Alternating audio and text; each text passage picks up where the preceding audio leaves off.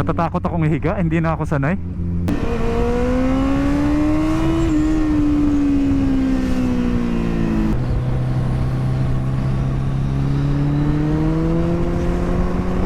Ayan, konti na lang, twisties na tayo.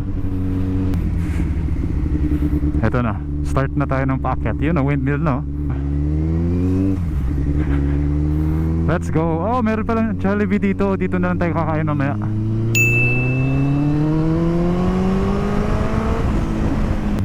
Need tayo mag-overtake dito.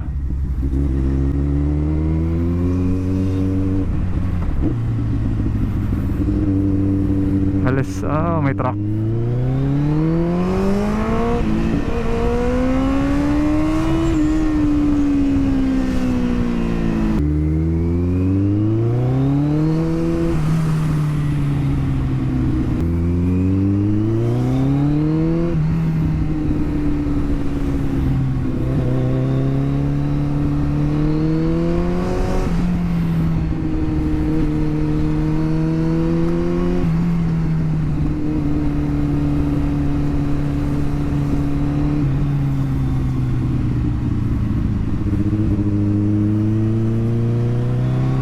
Sana maka-overtake tayo ng mga to.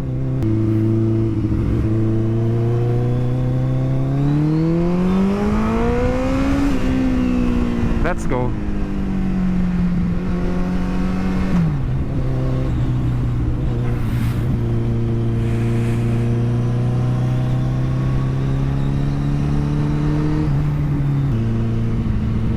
Banking mga buddy. Hahaha, sarap.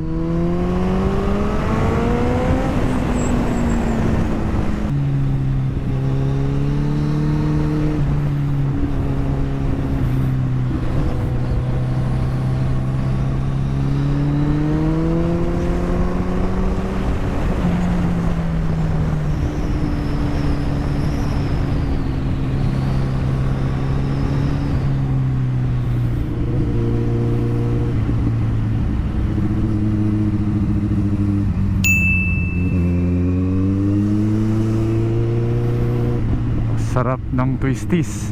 Tapos ganda pa ng asfalto, oh. Dikit na dikit. Huwag nyo ako i-bash, ha. Hindi naman talaga ako track rider, kaya hindi ako mabilis.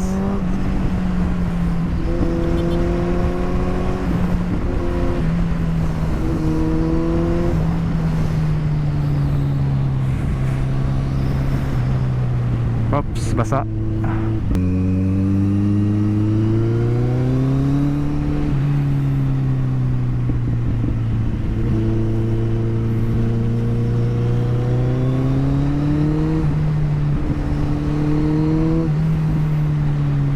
Sayang, may nabutan pa tayo.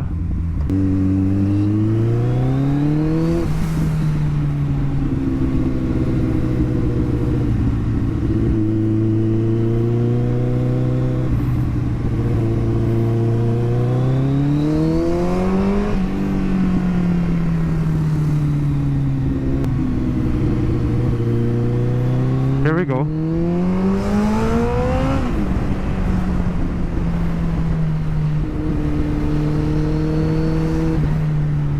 Ano to? View deck.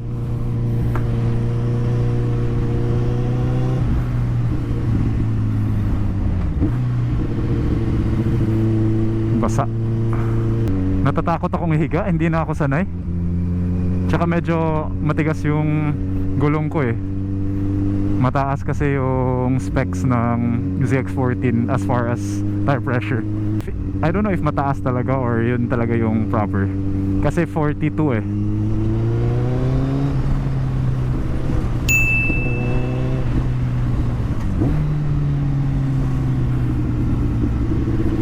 Ito ata yun.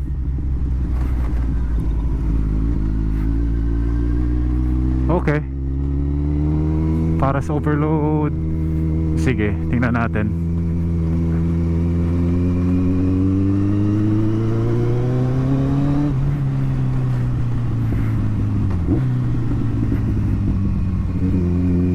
Cafe gray. Oops, shit. Cutie.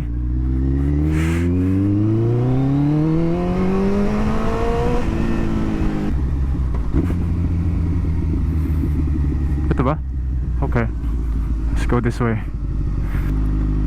Dapat dito dahan-dahan lang talaga kasi wala kang grip dyan eh. Puro gravel yan, oh, and stones. Ang laki ng windmill, oh.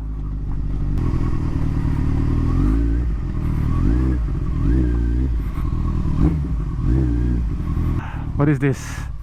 Interceptor and ano na lang, okay. Okay. 100 pesos? Kung parking lang 100 pa rin? Whatever, nandito na ako eh. Ito na po yung cafe? Or meron pa po dun? Ah, meron pa? Okay. Medyo mahal ah. Entrance 100. Check muna natin saglit. Tingnan natin if worth it ba yung 100 pesos na binayad natin. Anong pangalan nito? Santis Farmhouse. First time ko lang napuntahan to. I think hindi din ito yung napuntahan ko last time eh. Ah, yun pala yun ang napuntahan ko, hindi pala ito. Okay. Yun pala. Ang dami na palang view deck dito. So yun pala talaga yung view deck dati. Bago lang to eh. So ayan mga buddy, sana worth it yung ano, pinunta natin dito. Tingin nyo, ganda naman ng view eh.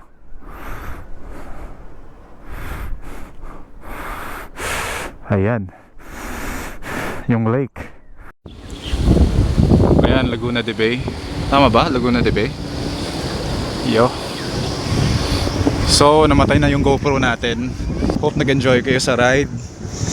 Huwag niyong kalimutan mag-like, subscribe, and turn on nyo pala yung notification bell para ma-notify kayo sa next upload natin mga buddy. So again, ride safe and peace out.